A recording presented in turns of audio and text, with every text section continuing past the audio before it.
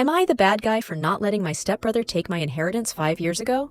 My mom passed away, and my dad married my stepmom. With her came my stepbrother due to being her children. Me and my sister got our mother's inheritance split in half. A year ago, my stepbrother got married, and for his wedding, he asked to use my inheritance of $200,000.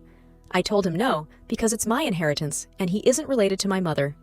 My father stepped in and told me to give him the money so he could have a fancy wedding, but I firmly said no again because it's my inheritance, and I was planning on getting married myself soon, and having a baby. I had the baby a week ago, and there's a whole story about her, so I needed the money. My stepbrother said I was a terrible and selfish person, and now I wasn't invited to his wedding. AITAH for not letting my daughter back into my life. So about a year pre-pandemic, I got divorced. We had one daughter, 12, at the beginning of all of it, who my wife turned against me in the divorce.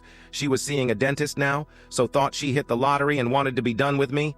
She got my kid to say that I was physically abusive. I'm not, never have been, and only fantasized about it after all this. Luckily, I got the ex to admit it on an iPhone video. So that put that all to bed in court, but not before costing me $20,000. That was all said and done about a year before COVID, and I signed over all my rights. No child support, alimony, and I kept my house in retirement, about $275,000 total come. COVID, New York and Texas are paying big money for experienced nurses like me. I had nothing holding me back home anymore, so I left and had an agent sell my house and everything in it. Started working 6 12-hour shifts a week and kept at it until last fall. Not only that, I took everything I had and threw it into Doge when it first popped up on Robinhood. I sold it at 50 cents, tried to catch the bounce when it started going up again and lost a lot. Then bought UFC stock when that came out and sold that to recoup some of those losses. After that, I decided not to be one of those. I went broke after winning the lottery. So I cashed out and went to a big investor to handle it from there. After taxes, I had a little over $3 million at the start, plus all the cash I had saved working my butt off.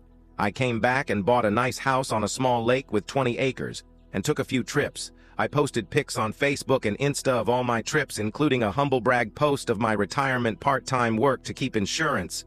Well, I guess they found out and showed up at my door. I never let them in, and captured it all on Ring in case they went nuts. Of course they want back in my life, but I flatly said no and called 911 on them without ever opening the door.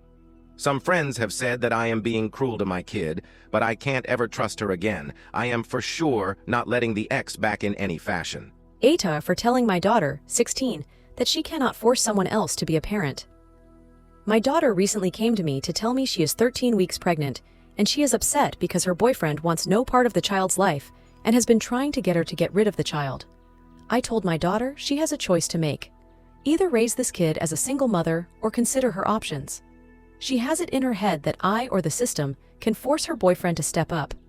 I explained that no one can force someone to be a father, just does not work out that way. I told her that her mother and I will do what we can to support her, but majority of the burden will be on her. I co-parent with her mother. We got divorced 12 years ago. Her mother called me livid, yelling at me because I told our daughter she has no choice but to raise her child as a single mother. My ex is under the impression I should have been more hopeful and positive with her.